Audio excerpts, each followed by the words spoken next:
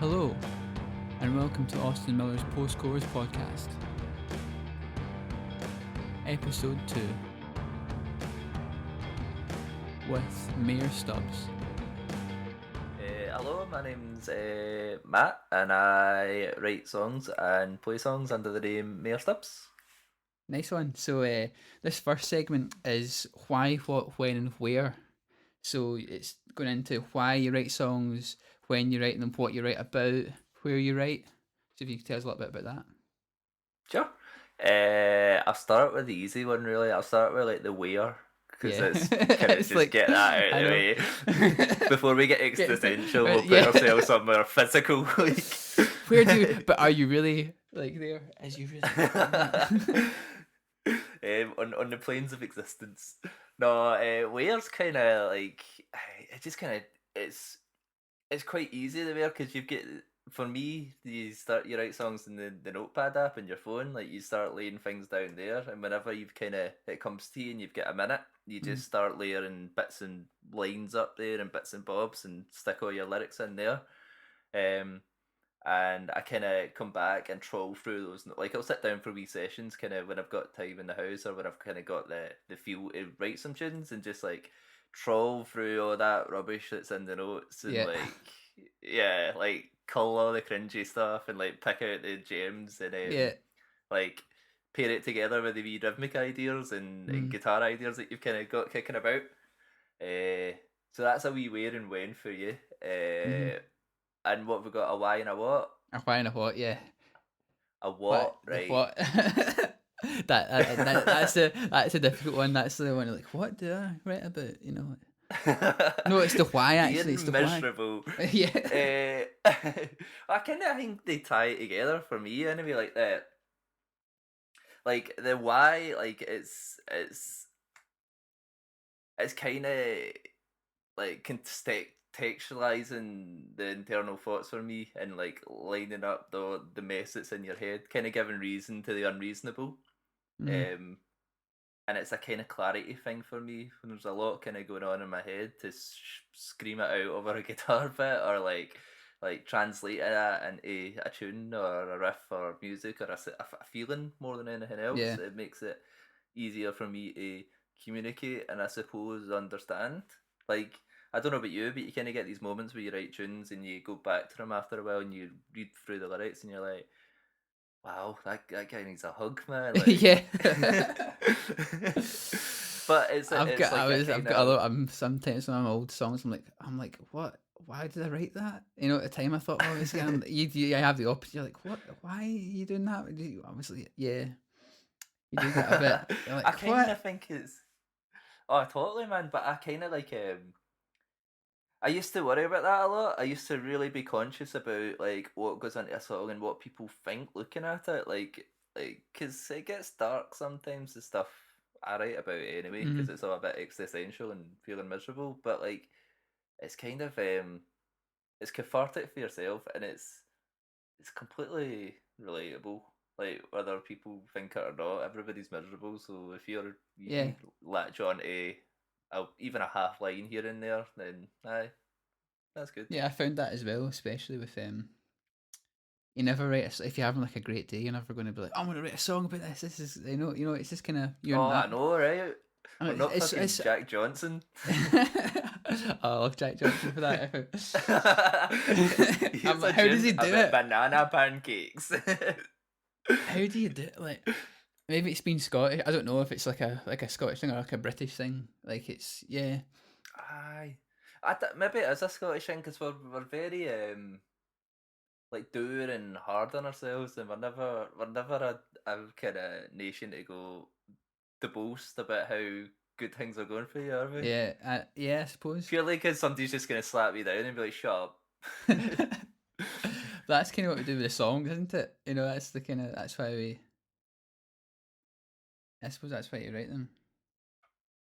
Sorry, I've got a pretty rubbish setup here, so I might that's all right. Start things I mind. But aye, as I was saying, it gives you a semi-acceptable like platform to whinge about things. Yeah. People go, it's art, so it's fine. Like, totally. Yeah. Cool. So like, I suppose that kind of covers those four, I think and so. I think for me it's very similar. You know, Mhm. that's what I found doing this is you do find that there's nothing that's a lot different to how you write or what you write about. It's always very kind of similar.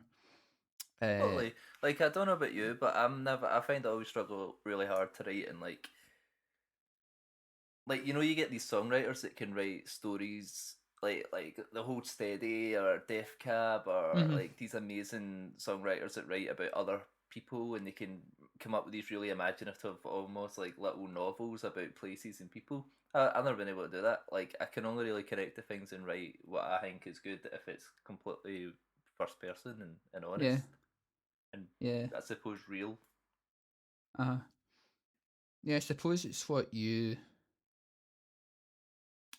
find easiest and what you find most kind of interests you as well. You know, Yeah, you get a and lot like of people. Yeah, you get a lot of people if like write lyrics. It's like, for example, like Rage Against the Machine. Zach De La mm, is it Rocha? I can't. I'm not sure if I'm pronouncing it. Rocha. I'm not sure Rosha, I think. if I'm pronouncing his name right, but yeah, he's like Mhm. for him all the politics and all the stuff he's into with that. Like, he's so emotional about that Mm. it becomes part of him, and it's like what he does. You know, it Oh, becomes totally, aye. so. And like Yeah, even with that, like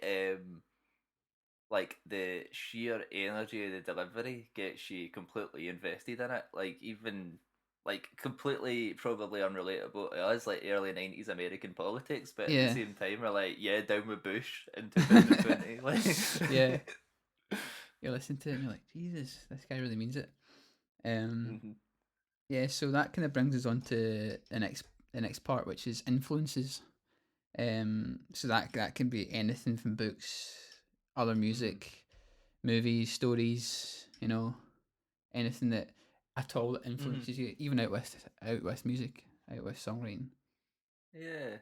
I kind of like I'm a total thief. Like anything that I stumble across when I'm reading, or like even in other songs or quotes elsewhere, I have no qualms stealing it and working it into my own songs and using that as a kicking off point. Yeah. When it comes to writing, anyway.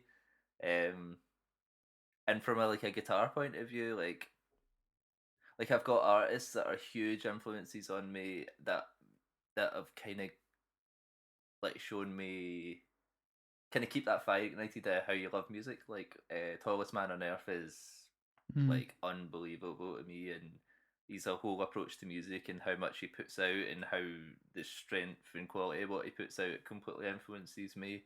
Uh, John Darnielle from the Mountain Goats, the way he delivers like completely visceral, like Mm. emotional tunes is a huge influence to me. Yeah. You're going to The need to way, send me some of these. I've heard of the tallest man on earth, but I haven't listened to any of his stuff. oh, I know he's lots of people. amazing, man. Yeah, Send I some. heard Alex talking about him in the last Yeah. episode as well. He's amazing. Mountain Goats is really lo-fi, but it's all about the songwriting. It's kind of strip it all back, and you've got these like really kind of potent, emotional songs. And Def Cab are kind of my number one. They always have been total emo kid at heart, so they've always been a huge musical Yeah. influence on me. I've just started listening to him recently, actually. Oh, nice Yeah. man. Yeah. What album are you listening to?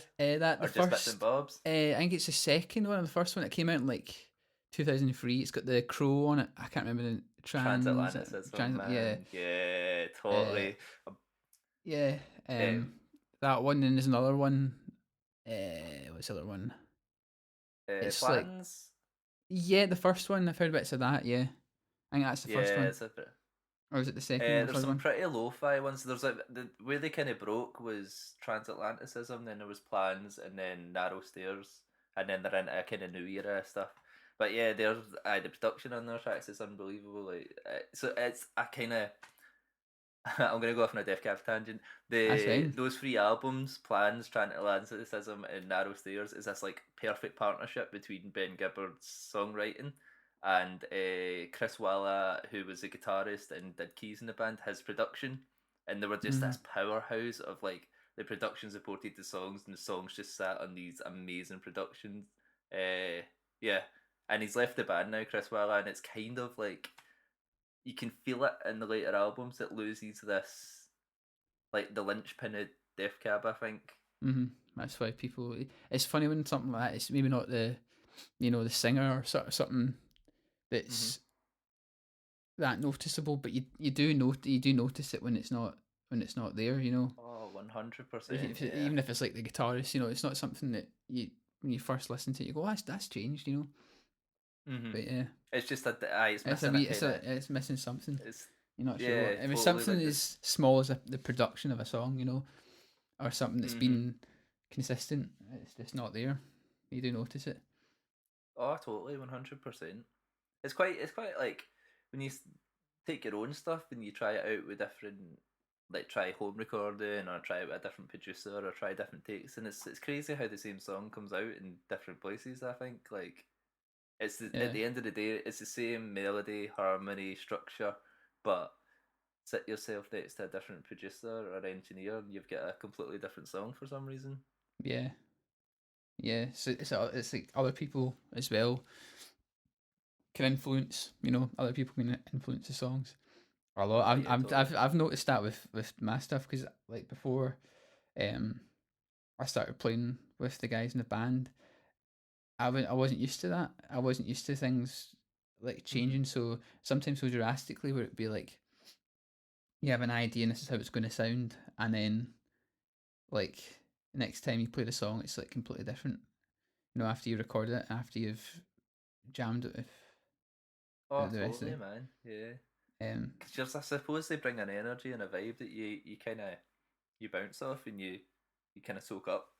It's like there's we'll probably end up talking about it anyway, but like my first EP when I was playing that, I had these songs for ages and it kind of like started in the bedroom and they were good. They were all right, but then I started jamming with a drummer and a bass player. Not with the intent of turning it into a band, just because I wanted to play with some pals, and these were the tunes that I had to play. Uh, and there's bits that the bass player at the time put into the just this jam, like these runs and stuff like that. That I was like, that's amazing. Like nice that to needs to go stay. into the tune. Yeah. Yeah, It's like exactly. can I? So I But you just feel bad because it's like it's still under. If it's not a band name, it's still under like your name or whatever. oh For totally, me, I you're like, can I use that? Is that all right? Because it's they've come up, and it's You're like nicer than me, man. I just stole it like you just straight steal up. it. Yeah. And there has been um, times where like little like Chris will come up with piano parts and then June will come up with mhm. bass parts, and it's very much like no, these are for the song. You're kind of like serving the song, not so much Oh, 100%. you know the artist, however. Oh yeah, it becomes a total kind of like holistic kind of floaty vibey thing like after a while because when you get those songs and you put them out and you start performing them they kind of lose a sense of self when they're like in a good way when they become everyone's songs. Mm-hmm. That's the way I've kind of view it. As soon as you start playing something live, it's not really yours anymore. You're just putting it out there for folk to latch onto, Yeah, and it's theirs. Like it's an audience's as much as it's yours. yeah, definitely. That is something that Hmm. especially playing to someone like we had that gig, the one at the Hug and Pint a couple of years ago. That Yeah. you played at it as well. The headline, our Yes. first headline, You did it with and the string yeah, quartet and yeah, stuff like yeah. that. And we Hmm. played that, so we played Sparkler at the end, and that was one of those moments. I was like, it's like something that you've come up with in your head, and I played the chorus at the end, and everyone sang it, and I went away from the mic, and I was like, there we go. That's like it's everyone's now, type thing. Yeah, totally. And it's also That's kind of one of those moments, like selfishly, you can be like, tuck it off the band bucket list. Like, yeah, yeah, it was. someone Yeah, sang my chorus. I tell you, the first time that happened was I was playing at it was in a little pub in the south side of Glasgow. I can't remember what it's called, and it was like an open mic type thing. And I played. It was the same song. At this point, I'd recorded it, but it wasn't released yet. But I'd made a Hmm. demo of it and put it on SoundCloud. Um, so that was the only thing that was available of it. And I started playing it, and I hear this guy. I've been chatting to him as well, down. it was like my right hand side, and I know that song, and I was like, what? I was like, sure, he must not, he must like, surely he's mistaken it for something else. But it started singing the chorus, and I was like, what? That was the first time that happened for me. I'm not sure, has that happened? I mean, that happens, I suppose you've got abandoned ship. You get everyone to sing that one. Yeah, that kind of latched on. I think as well, like, I've kind of got a weird vocal style anyway, so anything I can get folk to latch on to, like a wee bit of melody, I'm like, take it, man, like, sing it, like, because, especially because, like, my verses and things like that are quite, It's like, quite, word heavy, I yeah, it's suppose. quite talky, it's quite fast, it's quite like, Yeah, hi. It's a weird style that started with me refusing to acknowledge the fact that I should sing. So I'm just talking tune over stuff. nice. Like, I'll do it, but I'll kind of like half talk, half sing. Yeah. It was a purely selfish thing because I just like it's quite a selfish performer anyway because I just love gigging. So every step of the process leads to me getting up and playing things live, and that's off. And the thing that I want to really push, and which I think I do push, is my guitar style because I'm a guitarist first, 100%. Yeah, But I'm not the type of guitar player that you would go to like a wee nice guitar gig for. So I was like, well, I need to turn these in. I need to take this over elaborate, self-indulgent guitar style mm, and package it in like pop songs or indie songs, and then go out and gig them that way. And mm. for that, I suppose I need to just sing It's over the definitely, top as well. it's quite a niche thing. What made you kind of start playing like that then? What was the Uh, the I stages think or it was the? just like, Because I well, find these kind of things come in stages. You know, one thing leads to another thing leads to another thing, and then you end up with like what you've got. You know. this kind of, yeah. Well, I'd been playing in bands for years, and I was like, uh, really, when I was like in my mid-teens, I was really into jazz, and I was like starting jazz bands, and it was really weird for like a 15-year-old to be like on the Yeah. jazz circuit, like, yeah, I'm gonna be a jazz musician, right? Like, I was so into it, and I was like totally daft for it. Um, and then It's I like you've went, gone in reverse, and when you turn you in your 20s, you started getting into like emo and like. oh, 100%, It's man. normally the Like, other way around. I like that. totally, man. Uh, and yeah, I kind of fell out of that a wee bit. Um, yeah, I just kind of, again, I suppose it was a live thing. I wanted like messy, loud gigs. Do you know what I mean? Like, and I was never gonna get that playing jazz. So it was again playing at the live thing. So I started playing with kind of noisy, kind of techie punk indie bands and all this kind of stuff. Um, which was cool. And then I just, for some reason, I managed to score a ticket for the Liverpool Guitar Festival one year. Like, my Oh yeah. family's all from up there, so I was up there at the same time Oh it was nice. on, and managed to go to that. I was maybe 16, 17 or something like that. And I can pure still remember it. There was like, um, so I went to every single gig, Mm. and I was like blown away by it. And I mind seeing Alan Neve there for the first Yeah. time. This was, yeah, which was nuts. Like, considering, like, I work with Alan now, as you know, Yeah. but I work at RCS and run the guitar festival there with Alan. Um, yeah, and then in the same night, John Smith played. Do you know the Yeah. songwriter John Smith? Yeah. Yeah. Like, aye, and that was like the absolute turning point for me Yeah. with music. Like, I John that Smith's set, I can. he's such a lovely guy. I remember Oh, doing. I was working at one of his gigs at Celtic Connections, and mhm, like out of all the artists, like they'll thank like their crew and stuff after the gig. And remember he actually broke a guitar string. Um, aye, so he was like, I need someone to change the string. And mhm. because he had a backup guitar anyways, but we took it off stage, and I was like, I'll do it quickly. So that's like my Mhm. claim to change the string. But anyway, so he was really nice Wait. after he thanked me on stage and Oh stuff yeah, for man. helping out at the gig. But yeah, He's a so nice John guy. Smith, I love a guy. Yeah. No, that's cool. He's a amazing guy, and yeah, that set was unbelievable. I bought his CD, Mapper Direction, his Mm. second album after that, and it's still like my number one album to date. And so I was trying to kind of interpretate these songs, but he was this amazing singer. He was like, and I was coming at fingerstyle guitar with no like education and no idea how to do it. So I was Mm. just trying to kind of work these backwards. And John's not like at this time he wasn't a huge artist. So I couldn't just like look up a tab and see how he did it. So I couldn't work out his things. So I started just like, well, I'll write something in my own voice. It's reasonably close to that, or as close as I can get to that. And Mm. kind of that's where it started. And then from there onwards, it's always been like the noises and sounds in your head. Try to interpret that on the instrument and seeing how you can turn the instrument to that sound. And no one's ever told me, no, you can't make your guitar do that. So I end up doing lots of Mm. weird stuff, or Yeah. you shouldn't do that with your guitar. Yeah, it's definitely very individual. I remember the first time I saw you play, and I was like, it was very different to what I was in a good way, because I'm usually like, here's a singer songwriter, playing some Oh, songs, and me too, man. Yeah, like that's, I sad mean, boy songs, like yeah.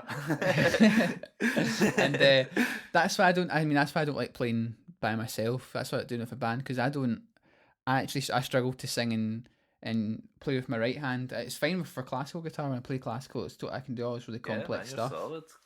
But when it comes to singing and doing that at the same time, I struggle with it. I'm not sure if it's because singing is like a newer thing for me, but yeah. So I'm always like strumming, and I get like, I'll write like the kind of complex guitar parts. I'll give that to someone else to do. Or anything that's more noodly, or anything that's more, you know. So we're playing a band, I do that. But yeah, that's something that I remember seeing you play. I was like, that's that. How do you coordinate that? With the sound. I don't really know. People ask me that quite a lot, and I really don't know. I Maybe it's think something it's that comes like I naturally. think it's like yeah, like I've kind of always thought about when I'm coming up with ideas as well. Like I'm hearing the band in my head. Do you know what I mean? Like there's a lot you hear. You hear Like what the drums even though it's a guitar, it's like where would the fills be, or where would the mm, bass run be, or the counter melodies and stuff like that. So I try and reinterpret that full band on the guitar, and mm. then it makes it easier for me to shout over the top. Yeah. Maybe you But see it's a yeah, band. That's it's just the way. I think it's just how you think as you're playing, what your thought process is oh, like, and where aye. you're Yeah, focusing totally. your Like it's kind of like attention. looking at it. Oh, aye. Like I kind of look at the guitar like three voices. Like your Mm. kind of bass, mids, and well, how would you put it? Like bass, tenors, and kind of high sopranos, I suppose, with Okay, you got like two, soprano, two, alto, and tenor, two with the bass. things. I suppose you'd have, yeah, something like that. So I kind of split it into three different like voices going from low to high, Mm. and that's how they kind of tie into that. Yeah, cool. I So don't know. that leads us on to like your songwriting. Is there any like techniques you have, or you've used or nicked, as you're seeing from other people, for songwriting techniques? Songwriting techniques. I just again just steal stuff. Like if you hear a chord sequence, you like Yeah, nick it. I take it. I just nick it, and I'll like transpose it to work with my voice, and then again those layers that you hear in your head, try to work those into that harmony. Yeah. But I'm not. I wouldn't say I'm not an efficient or effective songwriter. I don't do things like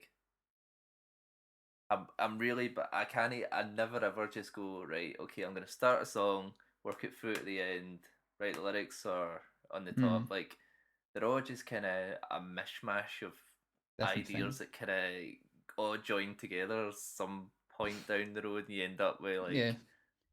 like here's four songs, here's an EP. Like Yeah. can't tell you how that came together, and it's quite funny actually because like we're gonna come on and talk about demos in a wee Mm-hmm. minute, but like I was trawling back through like old YouTube videos of previous like incarnations of Mayor Stubbs and like bands and these horrible voice memos on my phone, and I can hear lines that I was trying to cram into songs that never worked that I've just recently found a home. Yeah, you do Um, find that. You find that it doesn't, and then years later you go, "Oh, what about that little like yeah, guitar lick?" aye, Or what about that line that I couldn't, that didn't work in that? And it just seems to, totally. but it seems to store, like, I find it, like, it's happened to me, like things that I've written down on voice memos on your phone, they seem to, like, Hmm. I've almost, almost like compartmentalize them like somewhere, and they Hmm. stay, and then you'll be playing this new idea, and then the lyric will come out when you're just trying to Yeah. like mumble through something. Um, Oh, totally. It's quite. Yeah, I think it's quite a good way to do it because if you're like, I think if you're consciously trying to make a line work, this happens to me all the time. If I'm consciously trying to make a line work that I really want to put into a song, I get stuck on the initial melody that I had the first time I tried it, hmm, or the initial phrasing of it, and I can't. I'm just trying to shoehorn this excerpt, I suppose, into other things. But if it's sitting in the back of your head and comes out subconsciously on a different platform, it's going to kind of meld into the layers, eh? mm-hmm, definitely. So should we get on to the process then of the process of the song? So what's the song that you've Ah, right, aye. So the the song that I've demos? chosen, the demos, well, it's funny. So the song's called Broken Strings, Mm-hmm. and it's been in my set since 2015. And the demo that I found for you is quite interesting, actually. Well, it's interesting to me. I don't know about anybody else listening, but I was going back through YouTube and I found this like live stream gig that I did back in 2015. I think I did it as part of a YouTube, a uni project or something like Mm. that. Because I've got really interesting live streaming gigs, which seems quite relevant now, even though I'm not doing them. Yeah. Like been there, Aye, done that. original live streamer 5 years ago, mate. Back in the day. Back in the day, aye. And that was my. So it's the very first performance of that tune. So it's not even a Cool. gig. It's done in a live stream. And it's how I demo tunes. I don't really record things and listen back to them. I'm a big everything. Like I said, everything leads to performing it live. So I'll just keep trying it out in live sets and see how things And develop. then that's kind of what I've done as well with the songs. Like before, I didn't have a band. I'd demo things myself and play like the bass parts and then the other guitar parts and try and write like then like have an idea what the drums are going to do. But Hmm. I've only got obviously got this. I've only got this mic. So what I used to do is I used to like set it up above like the hands. So I'd play like the overhead. So I'd use this like an overhead, and then I'd do the Hmm. kick. I'd do the kick separately. So I'd mime the All right, song, aye. and then I'd set it up near the kick. So I used to do that. But yeah. So we'll get Is this. that not how they did? They did. Sorry, this is a pure tangent, but you know the Ah, sorry. drums on Songs for the Deaf. Yeah, yeah. So yeah, that's right. They did the overheads, and then they did the Yeah, yeah, they did the cymbals and the the drums drums separate. separately, Yeah, yeah. It's which is mad. nuts. Like, Yeah. yeah. um, You do get more. You suppose you'd get more. Um, you can edit it better. I suppose you can do more with it if you a got bit of have the bleed. control. Yeah. Aye. Well, there was that whole. I can't remember. Was it Sonic Highways, the Foo Fighters project? Yeah, I think so. Yeah, it's the when Yeah, Sonic Highways. What one was that? There's so many. something like that. I These know, girls right? done so many But now. that Sonic Highways was the one where they went to a different city and recorded a tune in That's each right. city. That But was that album, and it was this also I a don't know why this is documentary. coming out in my head. But I always mind a scene from that where Taylor Lawton isn't getting the cymbal sound that Dave Grohl likes, so they do the take at the same time, and he just plays the cymbals and he just plays the drums, and it's like crazy how in sync you need to be to get that. I Like, can't remember that. I've aye, watched it, but I can't remember that. Like, yeah, weird. yeah, Anyway, how do we end up talking about Foo Fighters? I don't know what's happened. it can Sorry, I keep happen. just It can talking happen. rubbish. I think I mentioned Foo Fighters in the last one as well. Do you know They'll what? It's always like creep I in. actually I keep mean yeah totally. It's like yeah, if they do that much stuff, they're gonna be relevant. Actually, there was something that Alex said that I made a point to bring up. I forgot to bring it up, but he said that when he's writing, he uses good quotes, so he'll type a word into the Good website. quotes. Good That's quotes right. and Yeah, yeah, yeah. it blew my mind that he does that because I do that all the time. Like that, if I get a word that I really want to use, I'll use that website. And I thought I was like a genius and the only person doing it. Like, so when I was listening Uh, back to the last episode, I was like, "Oh my god, someone else has done it. That's mad. Yeah, that's what I've kind of found with like even doing stuff like this is that you realize that you think, oh, this is something that only I do, but you realize that you're not that different. You know, like, Yeah, if totally. you're like, oh, someone else. You know, you come up with something like Oh man, even you're gonna be so depressed after a few episodes. You're just like, I'm what is like, original music? yeah, I know. Oh, cool. So let's go back Eh, to the process of these demos. aye. Cool. Uh, so aye, they develop through gigging is the gist of it. So this is the Broken Strings live stream, 2015 first Yeah. performance. So this is one of the early demos of it. Let's have a listen.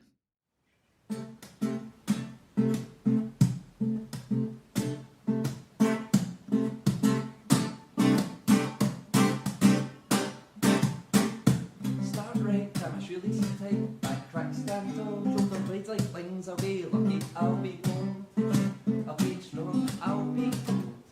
But when my hands turn to chords, my body contorts. This is who I am, this is what I am. Never too tall for a coward's fall.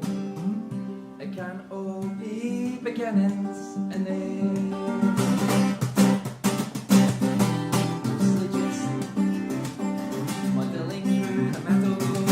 I feel like each night I find myself in nickel and nylon. Suspend myself above a perfect patient. I feel like each night I find myself in nickel and nylon. Resolve into these hours. It's logic. Cool. Stop it there. Nice. How lo-fi is that, man? That's pretty lo-fi. Cool. So, can you tell us a little bit about? Obviously, it's a live stream. You were talking about the live stream thing, but so how is that? How did that song start to get to that point of recording when you recorded it in live stream? Oh, that's a good question. It's quite a meta song actually. Like the whole point about this song is that I'd hit this wall where I was overthinking my songwriting for a long, long time, and I literally jammed myself up to the point where anything that I wrote down on a page, I was like, no, I couldn't get past a couple of lines. I would just immediately discredit it and go, I can't write a song anymore. I'm a rubbish songwriter. I did an EP. That's me. And then I kind of just manned up a bit and went, stop being daft, stop being stupid. If you want to gig, you need to write more songs. So this was me forcing the process from start to finish. Of being, I'm going to start writing lyrics and get to the end. And the only thing that I could think to write about, the only influence that I could write about was the fact that I couldn't write a song. So this is I've done Broken Strings. I've got a new It's a song song. about not being able to write a song. I've got a new one, and I say new. I wrote it about a year ago, and like the first line in the song is I didn't know I had this guitar part, and I had the melody, but I had no idea about what to say. So the opening line is, for lack of a better word, I'm not sure what it is I'm trying to say. I like that, man. And then, because I did have the line for lack of a better word. I was like, that could be like, what would that, what you try to say, what's the it's a good. I thought it was quite a good opening line, but then I didn't. I had no clue what to write about after. So I was like, I'm not sure what it is I'm trying to say. I was like, I could like, yeah, this could go quite well actually. But it's one of those like that line that you're talking about. It's kind of like the what's the words, like the initial meaning to you was like, I literally can't think what to say, but when to a listener that doesn't know you and doesn't know that story, they're like, this they think, yeah, exactly, yeah. It's very profound. Yes. But I kind of have a similar thing with that tune there, where the second verse, so push my way through the first verse and the chorus, and then I hit this wall again where I'm like, I don't know what I'm gonna say. I don't know what to Yeah. say.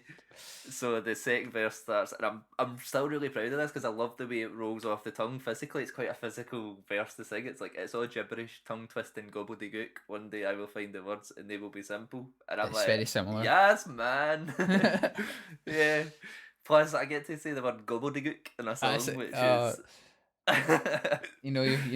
It's good that when you get or you get something that just feels, it's when you get a lyric that just feels right to sing or to say or what, Oh yeah, man. and you're like that, just like one of the to bring Oasis into it. But I think that's how Noel Gallagher writes. Like you just like, they feel good to sing. The words that doesn't make sense, and a lot of the words he reuses. And a lot of he's rewriting the same song loads of times, but it just that's it's why I think so many. It's the delivery and how they, I get that, man. Like it's quite. And as well, obviously you speak in a Scottish accent. When you sing, I say sing. You speak obviously in a Scottish accent, but when you sing, sing, and certain words sound good or feel good. Totally, man. Like a word like gobbledygook. It just sounds good in a Scottish accent, exactly. Like gobbledygook, and it's kind of got a like digga. And it's very rhythmic. That's Yeah, and I love rhythm like that, man. Aye. So, how did it change then to the next, to the finished article? Actually, I think is this the first time it's going to be played? Because you said it's a new recording. Yeah, aye. So this isn't even a mastered version. So this is a version that I went into Chem 19 on the day of lockdown. So what's that? 7 weeks ago. Like longer. Something like that. Aye. And my intent was to do this maybe. EP in a day. 8 weeks. Aye. And yeah, we recorded these four tunes. This was one of them, and kind of didn't realise till like 12 o'clock at night when we were packing up to leave that we were in like full lockdown. So it's quite a. That is weird. Yeah, it was weird, aye. But so from the point of the live stream to that changing, it's just I find a lot with my tunes and stuff like that. It's like the first few deliveries are always really frantic and fast and aggressive and shouty, and it's I suppose it's me being really excited about a tune and not really giving the subtleties the space that they deserve, and just like really confidently throwing it out there because I'm like, oh, well, it's a new tune, I'll just play it loud and hopefully you get into it. Yeah, it's almost like it's like how when you play with a band, you can sometimes hide behind like the wall of sound that. Oh yeah, man. But when you do it, if you do it by yourself, but obviously it is just you, so that's I think that might be your way of doing that. It may be. 100%. And this tune itself, it has some big, like, for lack of better words, with acoustic music, like some big riffs in it, like some big, chunky. It's got a big. Well, it's not that low, but it's a D and a G on the lowest strings. So you get these kind of cool, like this big filthy fourth at the bottom that is really fun to play with. Yeah, aye. So what's kind of developed over time is given it space. Is the version we're going to listen to, it's a bit slower. The dynamics, there's a much wider dynamic range. Like, and because I'm more sure about the song, I can bring it right down and give the wee quiet moments what they deserve.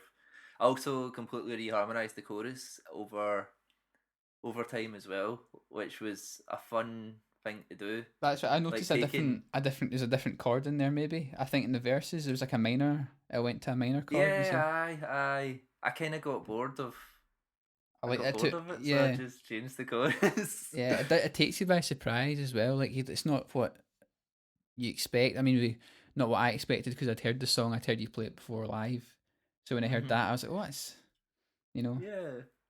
And I kind of, the thing as well, with like, even though it was a long time between that live stream and me recording this song, I was finished with the song for a while. it'd been in my live set for a while. I'd moved on to other stuff, and I'd convinced myself that when I was going back into the studio, it was going to be brand new tunes. And then a couple of weeks before I went into the studio, I was just like, it's quite a good tune to practice. There's a lot of wee technical things in it that I find I need to really work my hands around them. Mm-hmm. And by spending a night kind of trying to get my technique back up by playing that tune, I kind of revealed this love of it, where I'd half forgotten it as well, but I was like, it was reborn, for a lack of a better word. Yeah. So I got to take it into the studio feeling semi-fresh on it, and this tune surprises me as much as something I wrote can, you know what I mean? Yeah. Which is nice. It's nice. I kind of don't like... I didn't want to go into the studio this time round and know all my tunes completely 100% inside out. I wanted that kind of frantic uneasiness to kind of peek through at points. And I think that's still there in this tune. It gives it life. It gives it energy and realness to me.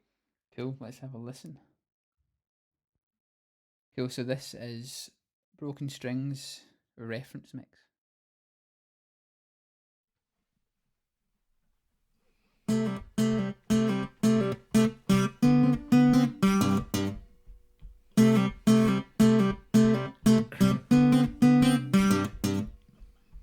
Start right, tie my shoelaces tight, back crack, stand tall, shoulder blades like wings. I'll be good, I'll be strong, I'll be lucky, I'll be bold.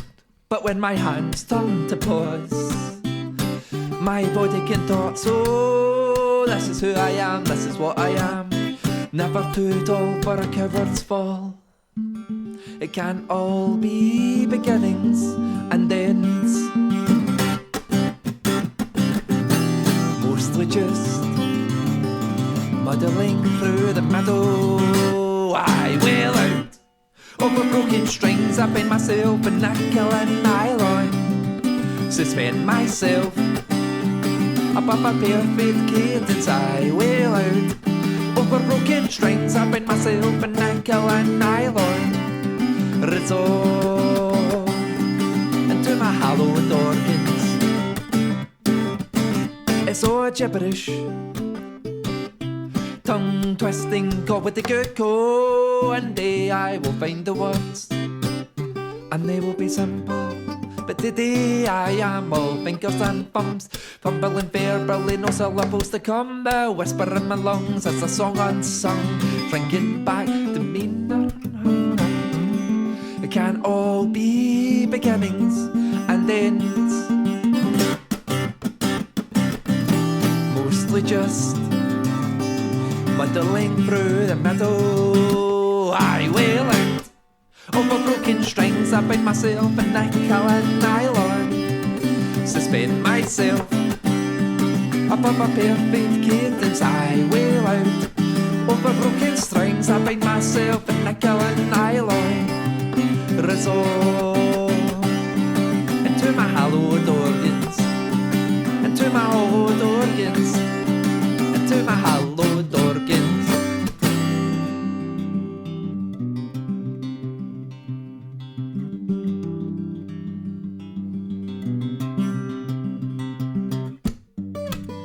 You thought it was my head or something in my heart, all wrapped up and now I'm falling apart. You thought it was my head or something with my heart, all wrapped up and now I'm falling apart. My body's a brew,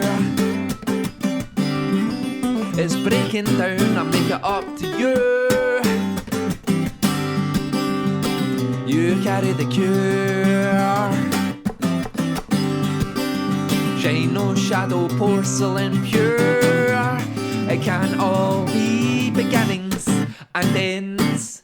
I wail out over broken strings. I bind myself in nickel and nylon, suspend myself above a perfect cadence. I wail out over broken strings. I bind myself in nickel and nylon, resolve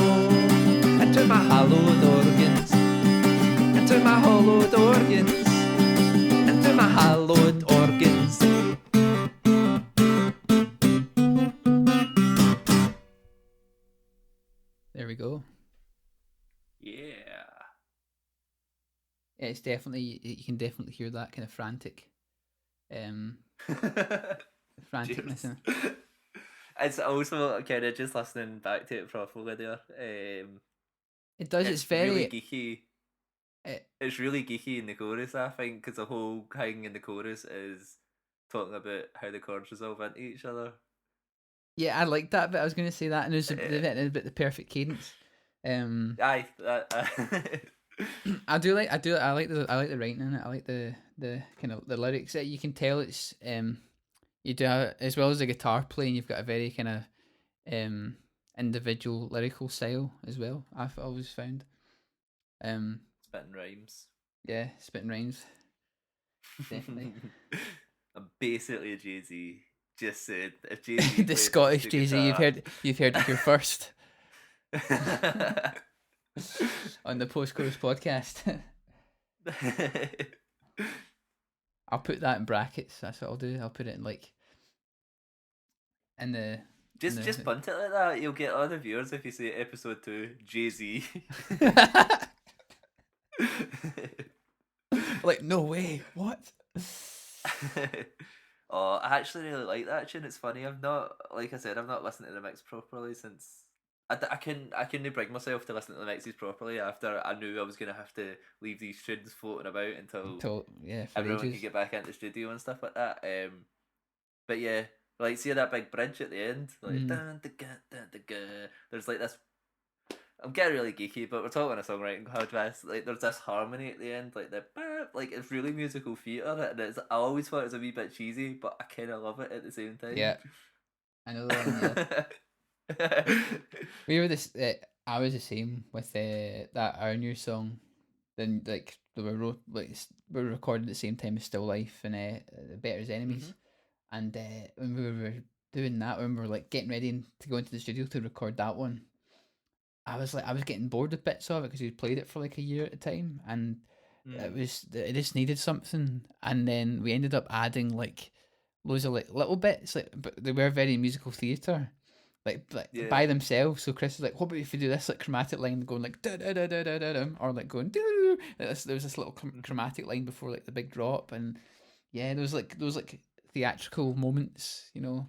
I kind of get it, man. Like I'm not like ashamed to say that I really like musical theatre shows, and I've been to see quite a few. And the way that music's arranged around song and that is really like it's smart, man. It's and the way it supports the song. And all the time, if you playing like if you ever playing like the band or but in a theatre show, like what and you look at the score, like the amount of modulations and time signature changes to go with what they're saying in the lyrics, it's quite complex, you know. Some of it can be quite some of it can be quite easy to play, but there's a lot of it is complex stuff, you know, what they're doing music. It's not it's always a harmony that catches me. Like, yeah, the harmony's really clever. It's kind of like, I suppose if it's gonna be if it's a traditional musical theatre show and it's gonna be an hour and a half worth of like pure song and dance, you can't just use chord 1, 4, and 5 for an hour and a half. You know, like you get interested somewhere. Yep. I think that's where songwriters go. I think that's where they can maybe go wrong sometimes. Here's the next one, and then they just move the capo up a fret. Same chord. You're like, oh man. Sometimes it works, so sometimes it's really good. I've got like for like Damien Rice and things like singer songwriters like that, but I don't know what it is. Just sometimes it's just like it drags on. It drags on. Oh no, I totally get you. Like there's I think I've actually kind of feel I've got a lot of respect for folk that do the really quiet, reserved, introspective songwriting, because how do you say this? 90% of the time it's gotta be shite, and if you're really good at it. Yeah. Like, do you know what I mean? Like, I don't know. I don't know why. I think it's maybe just like maybe because it's overdone to death. You know, we've playing gigs and that, like if playing acoustic gigs, you'll get this as well. The type of songwriter that you come across the most is sad boy strumming chords and capo moving up the neck, and you're kind of just like, again, Falling asleep, yeah. And then you're like, yeah, great set, man, loved your set. I know. At least if you're doing something energetic or a Yeah. bit unique, even if it's shite, it's different. Yeah, exactly. Yeah. Mm-hmm. At least it's different. That's that odd place for the lull to come into it. Yeah. Lasting Well, thoughts. on on that Bear note, Stubbs. I think. Oh god. Yeah. So the Yeah. broken strings. So when you were recording in the studio, Mm-hmm. did you do it, like in one take with the guitar, or did you do it separately, different takes with the guitar separate, and then you do the vocals after? Yeah, I did No. separate takes. I really wrestled with the idea of how to do it because I wanted all that energy of live and all those little subtleties that you get when it's you and your guitar and you're responding to the way it buzzes back at you. Especially because my guitar's not a great guitar. It's not a technically perfect guitar by any means. I'm always fighting with it, and I love that about it. But at the same time, I knew that my vocal was the weaker part of my performance, and I really wanted to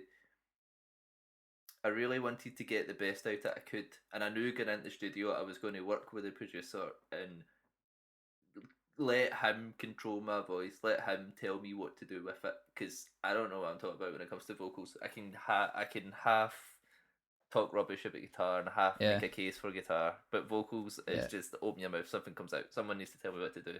And also by separating it as well, I really wanted to get that lovely guitar, like that's a bit of wood that breathes and vibrates and sings back at you. Capture that in a way that really does it justice. Which I feel like you have to. You can really focus in on each individual thing rather than doing it at the same time. Yeah, if you're recording both at the same time, there's going to be bleed, and you're gonna. I always feel like you kind of have to compromise both parts to get the full package. Where, yeah, so I went for separate. Yeah, which was interesting. Yeah, because the first EP was that done at the same time. I can't remember how you did that one. Was that separate as well? The first, it was a weird. It was separate, but the guides were done together. It was a very odd process. It got results, but yeah, you're playing to a guide track. Was there like a metronome or something? You played to a metronome? Nah, I never. I played a metronome this time round actually, but the first EP I didn't. And it drives me insane listening back to it, because as much as I love push and pull in the tempo, there's bits where I start like there and I'm like finishing like there. And I'm like, how did this happen? How did I not notice at the time? Just get excited. 100%. Aye. And it's good when you record to a metronome, especially if you're doing drums. You notice when you in each like snare hit or kick drum, you really like you can tell what you do like is like a default setting almost. Like what I'll do, I'm just slightly ahead. Just like you can see it with the click, and you're like, it's just my default. Everyone's different, you know. Everyone's got some people are just slightly behind. Some people are like way ahead. Some people are way, but like oh yeah, man. I think being way behind. I think being way behind would probably be a bit weird. You know, it's like. Sitting right back on it. But yeah. I think what's cool about using a metronome though is that like you can really push it and pull it within the range of. You've always got home. You've always got that solid like I'm coming back to it kind of thing. So you know, as long as you finish on it's just like, you have to practice it. I do it a lot when I'm practicing. I'm doing classical guitar when I'm practicing up like sections of pieces, you know. I'll want to keep it in time, but have that, you know, because when you're learning something from the start, it's always very metronomic and it always starts off really slow. Oh yeah. And there's someone's coming into the room. This is what happens when we're in lockdown. My dad. You're alright. When I was like sound checking earlier, I was like, why can I hear Disney tunes in my headphones? And it's because my other half was watching Tarzan in the living room and the mic was picking it up. Just in the background. Yeah. What was I saying? Oh, you're playing classical guitar. Metronome. Yeah. You find that the metronome, yeah, you can really push and pull the tempo, but it takes time to kind of hone that skill of being able to like be there, like really like use rubato and really like push it and then or pull it and then be like right bang on one. I suppose again. as well, it's all in the context of a piece, isn't it? It's Yeah, like know, phrasing wise, when you can push and pull and it's still going to sound musical, right? Yeah. Yeah. The classical guitar thing blows my mind. That I can't, the discipline and like accuracy and like pinpoint performance of classical guitar is unbelievable to me. Same. Like, I'm still battling with it. I think everyone is. I think everyone, but it's like the more you do it, the more it becomes something that you do and you're used to. You know, I remember looking at guitarists that were playing pieces I'm playing now, thinking that's way beyond what I can do. Now I'm playing these pieces and before, and I'm like, and I'm looking to the next stage. You're constantly pushing yourself to the next, like try to get better at it. I think if you're not doing that, though that it's quite like a, like the impression I get. Do you feel like it's quite like you're always, it's quite restrained, like. I don't have that self-restraint for a classical guitar. I just want to wail on it sometimes and like beat the crap out of my guitar. But yeah, I think there is. I do, because that's why I do the songwriting stuff, and I just like that's why when I'm playing this, what I'm playing is technically not that difficult, and I can just like batter it and just like play like fat riffs and. I'm still I've not written a guitar solo in a song yet. There's something very I used to really like learning guitar solos in like Metallica and like when I was younger. But and like I could have gone down two routes. I could have ended up doing like kind of Joe Satriani stuff, or just and I was like, nah, exactly. That's the kind of reaction I had. I was thinking, I got to a kind of crossroads where I was like, I either do that or I like really take classical guitar seriously. But yeah, but I made the right choice, man. Like the whole shred thing. Nah. like since we went into lockdown, and I kind of, one of my things in lockdown was like there's a pile of like solos I want to learn, like electric guitar solos, and I haven't played electric guitar since like my teens, like properly. So that's been really fun. But it's such a like it's so fun and self-indulgent, isn't it? Yeah. I've never really got in the shred thing though, like the Joe Satriani thing or anything like that. Yeah, it's very like it's not fun to listen to unless if it's a tasteful solo. If there's a melody in it and it's like, I'm trying to think of an example. Like, in fact, the best Metallica solo I think is at the end of Nothing Else Matters, and it's James Hetfield plays that one, and it's not Kirk Hammett. When I've never. I think James Hetfield's a better guitarist than Kirk Hammett because he just makes noise. Kirk Hammett, and he just. I hope he's not listening to this. Doubt he will be. But I prefer James. It's like James Hetfield's like he's the riff guy and like Kirk's the solo guy. Yeah. Yeah. But yeah, so guitar solos I've yet to. But see, you're saying that actually, like, you'll get this as well. My go-to, because we were at the same show and it was like unbelievable. My go-to electric guitar band is "And So I Watch You From Afar." Oh yeah, that was a fun one.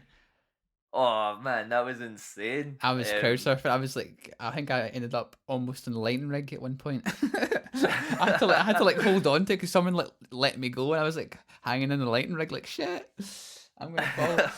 I think it's hands down the sweatiest, definitely most brutal wee gig. Like, what was it, like 200 folk packed into? Yeah, Hugging Pint secret show, like, and it was. I managed to get a ticket for it. I think a couple hours before it. Like, I think it sold out the day before, and I was like, damn it! And then managed to get a ticket off someone.